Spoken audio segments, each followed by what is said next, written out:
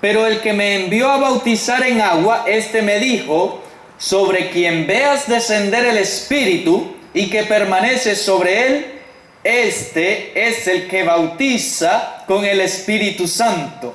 Y yo le vi y he dado testimonio de que este es el Hijo de Dios. El siguiente día otra vez estaba Juan y dos de sus discípulos. Palabra de Dios. Ahí donde está, le invito a inclinar su rostro y vamos a orar. Damos gracias, buen Dios, todopoderoso, Señor y soberano, Rey de reyes, Señor de señores, porque usted es bueno y para siempre su misericordia.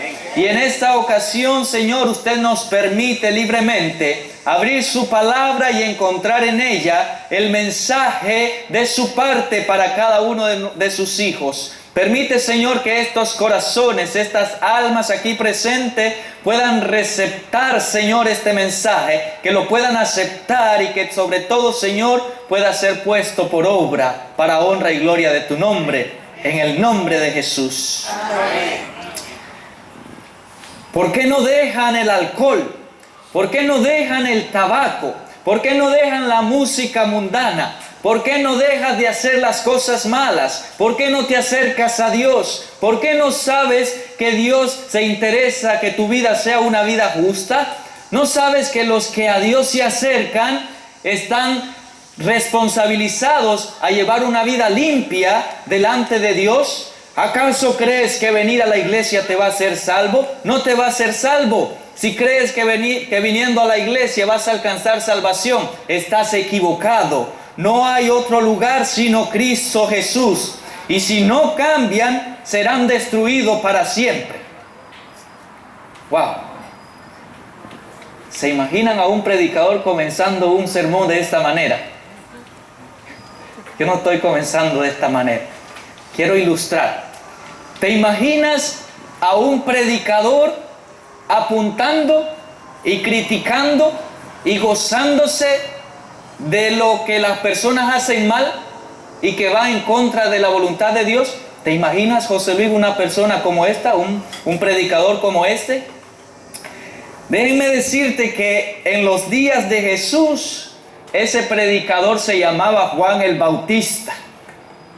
Es que muchos de los predicadores queremos consentir a los oyentes y decirle: Dios te ama.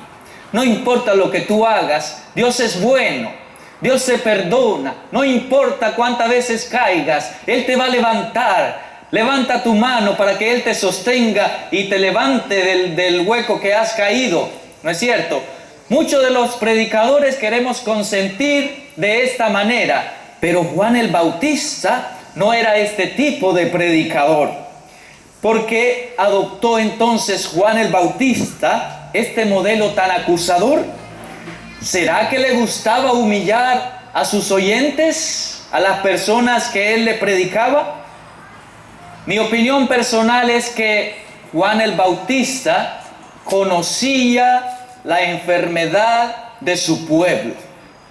Y él estaba empeñado en que este pueblo reconociera que ellos estaban enfermos, no de una enfermedad física, sino una enfermedad mucho mayor, una enfermedad espiritual. Y Juan quería que ellos entendieran que el único lugar donde ellos podrían alcanzar sanidad para su enfermedad estaba yendo a Cristo Jesús. Amén. Juan enseñó que el único ingrediente para todas las recetas de la vida se llama Jesucristo. Amén. Amén. Amén. Su mensaje fue un mensaje de identificación. Juan el Bautista identificó tres cosas a través de su mensaje. Número uno, él identificó quién era él, quién era Juan el Bautista. Número dos, él identificó quién era el pueblo. Y número tres, él identificó quién era Cristo Jesús. Cuando Juan el Bautista se hallaba cerca de Jesús, él consideraba que era un miserable, pequeñito delante de la grandeza de Cristo Jesús, porque él reconocía quién era el que estaba delante de él. A esto es lo que yo llamo humildad. Sentirse pequeño delante de Cristo Jesús. Sentirse vacío delante de Cristo Jesús para poder ser lleno de Él y así vivir una vida mejor.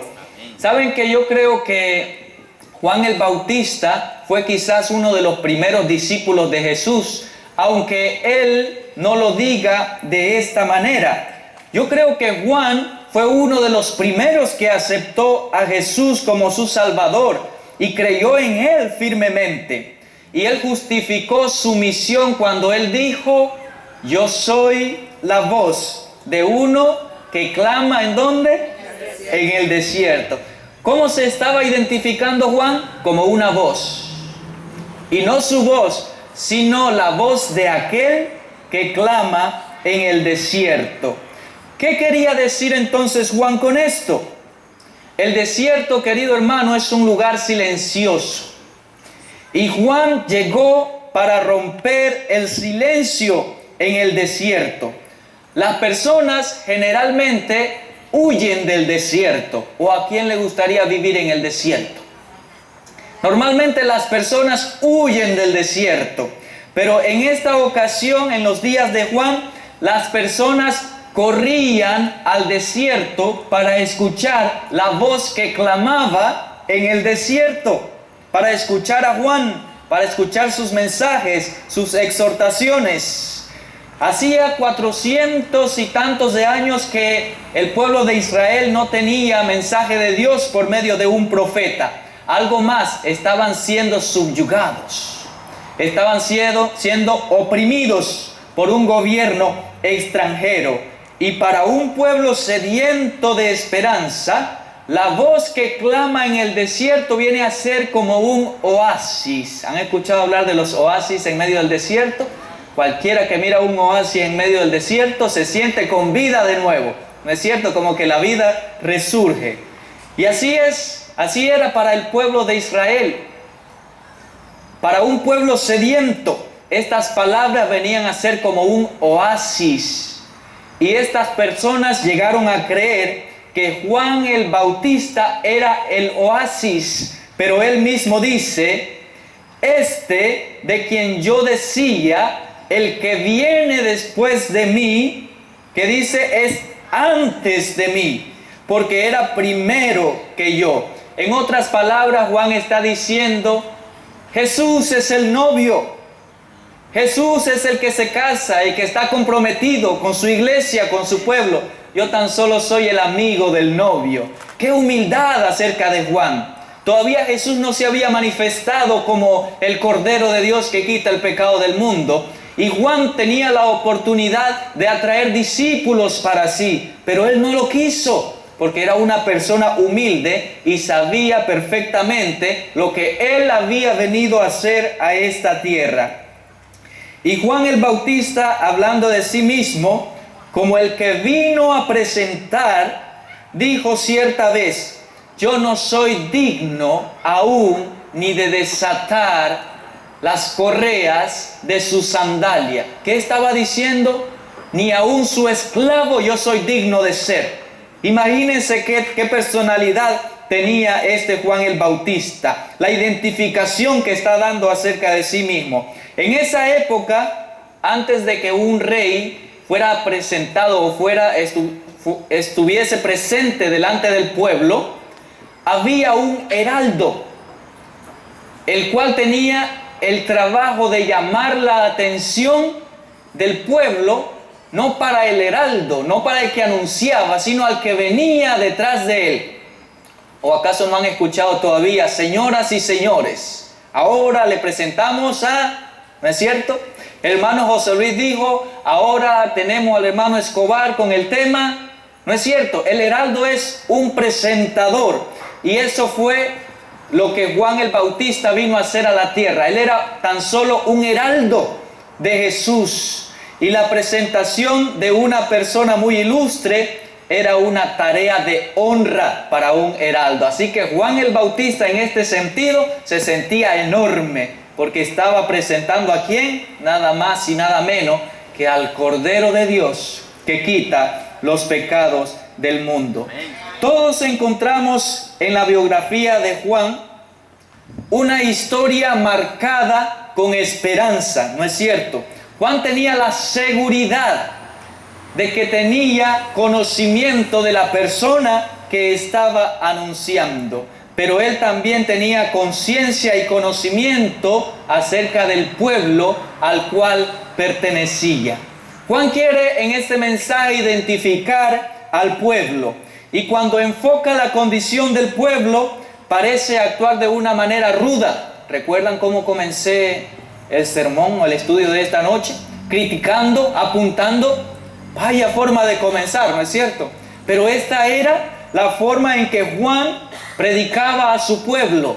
Tal vez, dije al principio, porque Juan conocía cuál era el problema de ese pueblo. Y quizás este pueblo permanecía en este mismo problema durante mucho tiempo.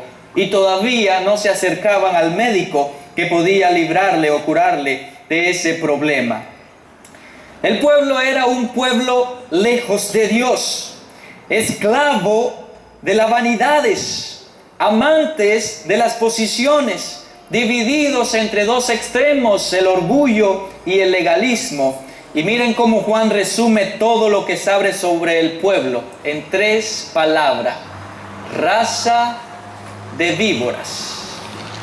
Qué duro que alguien en la calle, como cristiano, yo como cristiano, alguien me diga raza de víbora, o tan solo me diga hipócrita, o que me digan, ¿y para qué vas a la iglesia? Es duro, ¿no es cierto? Que nos digan eso. Y si nos dicen eso es porque estamos mostrando algo que no deberíamos mostrar. Y el desierto era la habitación de las serpientes venenosas y peligrosas. Y al llamarlos víboras, Juan usó una figura de lenguaje que describe la condición moral y espiritual en la cual se concentraba el pueblo. El tipo de predicador que era Juan no es el tipo de predicadores que hay hoy en día. En el tiempo moderno, el predicador o el pastor va en busca de las ovejas enfermas de su iglesia, ¿no es cierto? Un hermano no vino, se enfermó, entonces el pastor o un hermano va y lo visita. ¿Por qué no viniste? Ay, que estaba enfermo. Pero en el tiempo de Juan, los enfermos iban a buscar al pastor, iban a buscar la voz que clamaba en el desierto. Y cuando les decía víboras, con seguridad, era la condición en la que se encontraban. Eran víboras, tanto por dentro como por fuera. Y este pueblo también era como un árbol sin fruto. Y Juan les hace una exhortación. ¿Cuál es esta exhortación? Produzcan frutos de arrepentimientos. Porque si son raza de víbora, es que algo no está bien. ¿No es cierto? Entonces Juan les exhorta, produzcan fruto de arrepentimiento. ¿Y qué es ese fruto? Ese fruto solo puede ser recogido si el viajero cansado encuentra un oasis. Y Juan en cierta forma ya había dicho, yo no soy el oasis, pero ustedes saben que Cristo Jesús es el oasis. Dios había revelado a Juan en ocasión del bautismo que Jesús era su Hijo amado. ¿Recuerdan cuando Juan bautizó a Jesús? Descendió una paloma, algo como paloma, y se escuchó una voz potente diciendo, este es mi Hijo amado en quien tengo complacencia. Lo leímos en la lectura bíblica. Y la misión de Juan el Bautista estaba concluida al decir, he aquí el Cordero de Dios que quita el pecado del mundo. Pero hay algo más, mira. Cuando Juan identificó al pueblo, él sigue con estas palabras. He aquí el Cordero de Dios que quita el pecado del mundo. Y luego de esto, Juan pasa a describir quién era Jesucristo. Primera identificación de Juan el Bautista, ¿no es cierto? ¿Quién era él? Segunda identificación del pueblo, ¿cuál era su condición? ¿No es cierto? Y la tercera identificación es ¿quién es Jesús? ¿No es cierto? Porque si yo le digo a cualquiera de ustedes, vayan donde el doctor que está aquí en la Federal, es bueno, tiene fama de ser bueno, ¿no es cierto? Y entonces usted me va a preguntar, ¿pero quién es él? ¿Y cómo sabes que es bueno? ¿Y de dónde es? ¿Qué nacionalidad? ¿Dónde se graduó? ¿Qué sé yo? Entonces yo tengo que identificarlo a este doctor de quien yo estoy dando testimonio, ¿no es cierto? Juan el Bautista quiere ahora identificar a Cristo Jesús. Ahora Juan une la figura de cordero. ¿Recuerdan el último versículo? He aquí el cordero. Ahora Juan une la figura del cordero a tres acciones. Número 1, arrepentimiento. Número 2, confesión. Y número 3, perdón. En otras palabras, al presentar a Jesús, está invitando al pueblo a pensar en las tres acciones. Ahora veamos cómo podemos comprender esta proyección de Juan. Juan presenta a Jesús sin rodeos y sin ceremonias. Su presentación lleva al pueblo directamente hasta el patio donde se hacían los sacrificios. ¿No es cierto? Porque en aquel tiempo, cuando una persona cometía una falta, si el pecador llevaba una víctima, un cordero, ¿no es cierto?, para ser sacrificado, Dios había prometido que todo aquel que hacía esto, su pecado le era ¿qué? Perdonado. Era una vez más limpio.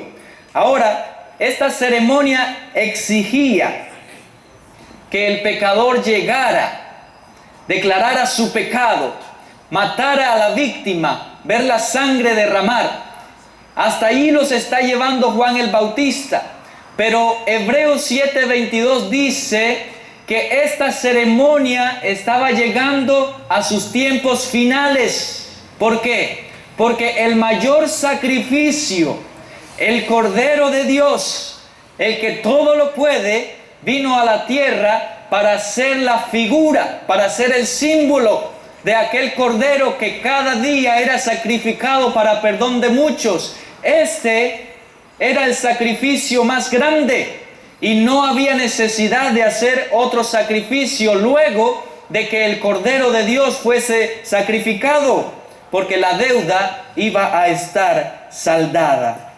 Ahora, hay algo que nosotros podemos hacer, hermanos: creer y aceptar el sacrificio, porque esto resultará en perdón y salvación. Amén. ¿Qué es lo que tenemos que hacer? Creer. ¿Creer en qué? En el sacrificio de Jesús, ¿no es cierto? Cuando usted cree en el sacrificio de Jesús, usted está diciendo: yo no podía hacer nada para alcanzar el perdón de mis pecados. Yo no podía hacer nada para alcanzar la vida eterna.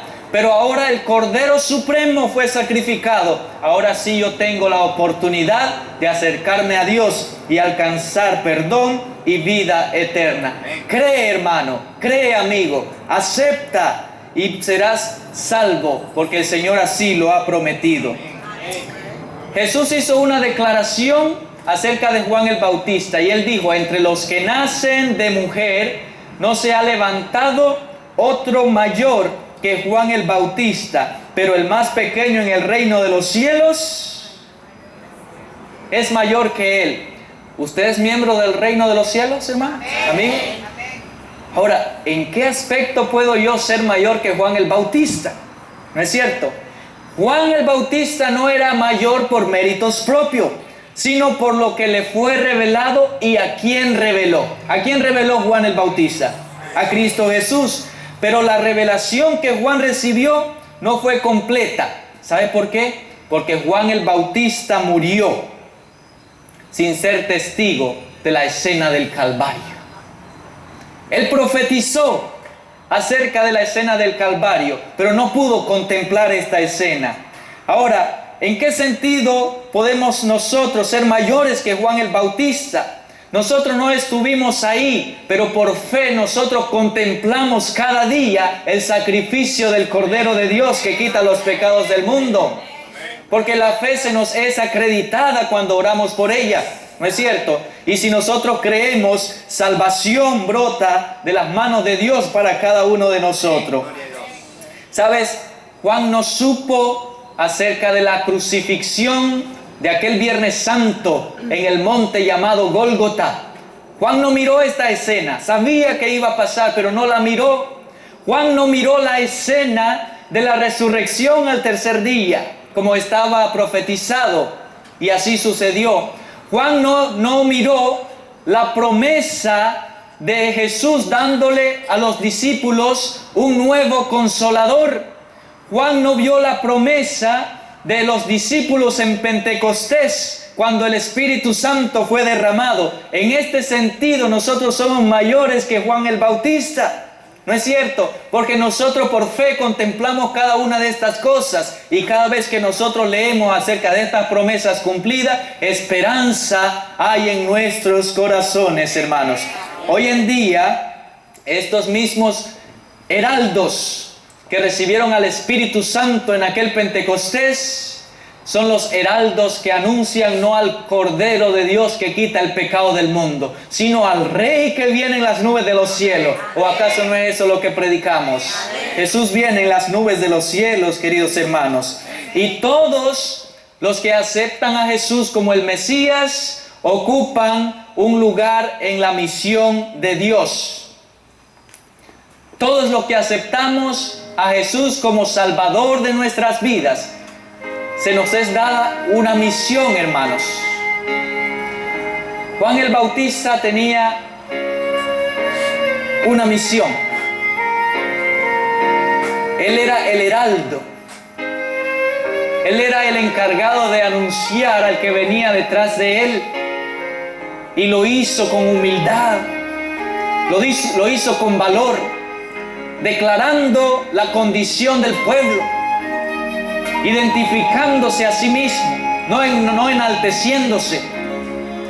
Él era una persona humilde. Y hoy en día nosotros, al creer, al aceptar a Jesús como el Mesías, ocupamos el lugar de Juan. Si la vida de Juan que en esta noche hemos estudiado, tú has visto que hay marcas de esperanza. Ahora nosotros, al creer y al aceptar, nuestra vida es llena de marcas de esperanza por medio de Cristo Jesús, y la misión se nos es acreditada. Y hoy estamos cumpliendo la misión. Estamos diciéndole al vecindario de aquí de nuestra iglesia que Jesús viene pronto. Ya no viene como cordero, porque el sacrificio se consumó. Ya Él murió una sola vez. El que no tenía pecado fue hecho pecador por causa de nosotros, porque había una deuda que el ser humano tenía que pagar, porque la paga del pecado es la muerte. Yo no podía pagar esa deuda, pero Jesucristo pudo pagar esa deuda. Ahora mi vida es una vida marcada con esperanza. ¿Alcanzamos a discernir entonces nuestra ventaja sobre Juan el Bautista? Las escenas del Calvario no son escenas de desgracia, no son escenas de muerte, son escenas de vida. ¿No es cierto? Porque muestran la benevolencia de Dios, nos muestran su gracia, que nos está diciendo: hoy tú puedes tener la oportunidad de acercarte a Dios, porque Jesús es el puente que vino a construir el camino para acercarnos a Dios. Jesús anunció, o Juan anunció, que Jesús era el Cordero de Dios que quita los pecados del mundo.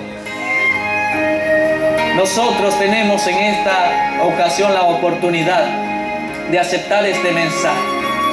¿No es cierto? Resta saber, queridos hermanos y amigos, si entregamos nuestro desierto a Jesús. ¿Recuerdas quiénes habitan en el desierto? las serpientes venenosas y peligrosas, y muchos otros animales peligrosos también.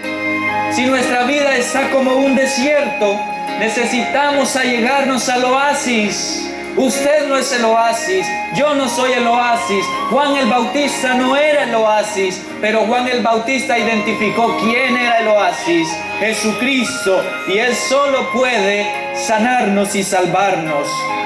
Raza de víboras, con seguridad, no es una característica digna de un cristiano. Pero sabes que nos volvemos raza de víbora cuando no hacemos la voluntad de Dios, cuando hacemos más bien lo que no le gusta a Dios, cuando decimos que vamos a hacer lo que a nosotros nos da la gana, porque es nuestra vida y nadie se tiene que meter en ella. Es allí cuando nos volvemos raza de víbora. Pero déjame decirte, en la cruz del Calvario, el científico celestial creó allí el antídoto. El antídoto. Así como Moisés levantó la serpiente de bronce en el desierto para recordarnos que en el principio nuestros padres fueron picados por la serpiente y inyectó la maldición y la muerte eterna, en la cruz del Calvario se creó el antídoto para el veneno de esta serpiente. Y hoy en día nosotros podemos tener acceso a este antídoto, hermanos. Acerquémonos al Cordero, al Rey de Reyes y Señor de Señores. Una vez herido por el veneno, hermanos, del pecado, solo nos resta una opción: aceptar el suero de Dios. Y el mensaje de Juan el Bautista apunta a las marcas de la gracia salvadora. Gracia quiere decir yo no merezco, pero Él es digno y Él me acredita esa gracia. Y estas sí que son marcas de esperanza para todos nosotros. El Calvario no es un lugar de muerte, es un lugar de vida, de salvación, de vida eterna. Ahora, hermanos, el mensaje de Juan el Bautista apunta al Calvario. Y su llamado es el siguiente: ¿acepta usted al Cordero de Dios que quita el pecado de su vida? ¿Acepta usted al Cordero de Dios que quita el pecado de su vida? ¿Cuál será tu respuesta, querido amigo, querido hermano? ¿Tú crees que llegaste aquí porque tú dijiste, voy a ir, no tengo nada que hacer? ¿Tú crees que viniste aquí porque, me comprometí y ahora tengo que ir? ¿Tú crees que viniste porque no tenías otra opción y ya lo habías prometido muchas veces? No, tú estás aquí porque el Señor Todopoderoso le ha placido y Él tiene un propósito para tu vida en esta noche. Así que para Dios no existen las casualidades. Yo quiero extender una vez más la invitación. ¿Aceptas tú al Cordero de Dios que quita el pecado del mundo? ¿Aceptas tú ese antídoto, querido amigo, querido hermano? En esta noche la decisión es solo tuya. El mensaje de la palabra de Dios ha sido predicado, pero la decisión es tuya. ¿Qué harás con este Jesús, el Cristo? ¿Qué harás con el antídoto que Él ha creado para tu sanación, para tu salvación? La decisión es solo tuya. Yo quisiera pedirte, si aceptas al Cordero de Dios que quita el pecado del mundo, que puedas estar en pie, en señal de aprobación, que puedas estar en pie. No importa quién eres, miembro de iglesia, amigo que nos visita, perteneciste a la iglesia y no estás viniendo. Yo no sé quién eres, no conozco tu vida o lo que haces detrás de las personas, pero en esta noche Jesús quiere alcanzarte con el antídoto de salvación. Él murió por nosotros y en esta ocasión nos quiere dar paz, nos quiere dar el perdón, nos quiere dar la vida eterna. Gracias a Dios por eso. Quisiera terminar con una oración en esta ocasión, por todos los amigos que han llegado, por todos los hermanos que han hecho un sacrificio máximo, por la aceptación que han dado del Cordero de Dios que quita el pecado del mundo. Muchas veces pensamos que aceptar al Cordero de Dios que quita el pecado del mundo implica bautizarse otra vez más, una vez más. Este es algo personal, ¿no es cierto? Yo tan solo estoy extendiendo la invitación de aceptar al que todo lo puede. Si tú caminas con Él, si tú vives con Él, muchas cosas vendrán a tu vida, pero las enfrentarás con la esperanza que Cristo Jesús todo lo puede. No hay imposibles para Él. Ahí donde está, yo te voy a pedir que inclines tu rostro, vamos a orar. Santo y poderoso que habitas en las alturas de los cielos, alabado sea su nombre, Padre amante. Alabado sea su nombre desde ahora y para siempre, porque esta noche hemos recibido palabra de lo alto. Hemos identificado a un hombre que tiene en sí marcas de esperanza, a Juan el Bautista, que identificó a un pueblo que no distancia mucho del pueblo de Dios en estos tiempos. Pero, Señor, también conocimos por medio del mensaje de Juan el Bautista que hay Dios en este pueblo, que quiere sanarnos, que quiere salvarnos. Y en esta tarde hemos declarado que aceptamos al Cordero de Dios, al que quita los pecados del mundo, para el que no hay imposibles. A Él lo aceptamos. Aceptamos al Dios Todopoderoso, que quiere transformar nuestras vidas, que quiere hacernos mejores personas. Aceptamos a aquel que quiere salvarnos y venir en las nubes de los cielos para rescatarnos. Queremos verte, Señor Todopoderoso, viniendo en las nubes de los cielos, y queremos prepararnos. Que nuestros amigos, Señor, sean llenos de tu poder en esta ocasión. Le esperamos ver mañana, Señor, con su ayuda en este mismo lugar y a esta misma hora. Y que la paz tuya, Señor, nos acompañe donde quiera que vayamos. Cuídanos en esta noche, Señor. Sánanos, sálvanos, perdónanos, porque lo necesitamos y lo imploramos en el nombre de Jesús. Aleluya. Amén. Gloria a Dios. Dios les bendiga a todos, Señor.